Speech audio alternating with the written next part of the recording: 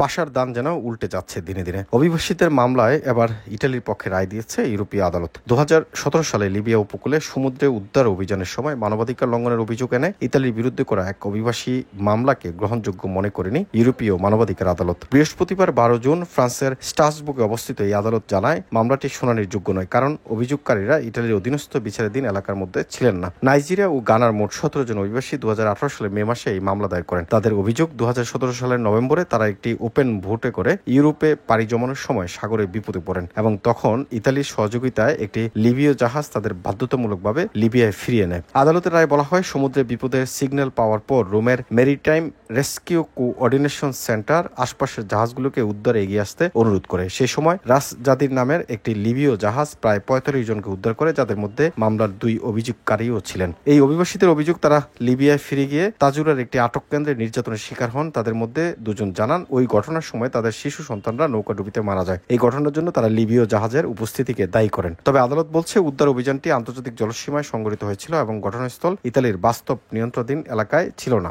রায়ের ভাষায় লিবীয় জাহাজের ক্যাপ্টেন ও ক্রুরা তাদের নিজস্ব সিদ্ধান্তে কাজ করেছেন। রোমের রেস্কিউ সেন্টারে এদের উপর কোনো বাস্তব নিয়ন্ত্রণ বা প্রভাব ছিল না। ফলে অভিযোগকারীদের ইতালির বিচারিক কর্তৃত্বের আওতায় আনা যায় না এবং মামলা গ্রহণযোগ্য নয় বলে বিবেচনা করা হয়েছে। এই রায় এমন সময় এলো যখন অভিবাসন ইস্যুতে ইউরোপীয় মানবাধিকার আদালতের ভূমিকা নিয়ে প্রশ্ন তুলছে ইতালি এবং আরো 8টি ইউরোপীয় দেশ। ইতালির প্রধানমন্ত্রী জর্জিয়া মেলানির কার্যালয় থেকে প্রকাশিত এক খোলা চিঠিতে ওই দেশগুলোর অভিযোগ করে আদালত অনেক ক্ষেত্রে চুক্তির সীমা অতিক্রম করে রায় দিচ্ছে। জবাবে ইউরোপীয় পরিষদের সেক্রেটারি জেনারেল আলা বেরসে বলেন, আদালতের স্বাধীনতা ও নিরপেক্ষতা রক্ষা করা অত্যন্ত গুরুত্বপূর্ণ, বিশেষ করে রাজনৈতিক চাপের মুখে। উল্লেখ্য, ইউরোপীয় মানবাধিকার আদালত 46টি দেশের মধ্যে মানবাধিকার সনদের সঠিক বাস্তবায়ন নিশ্চিত করার দায়িত্বে নিয়োজিত।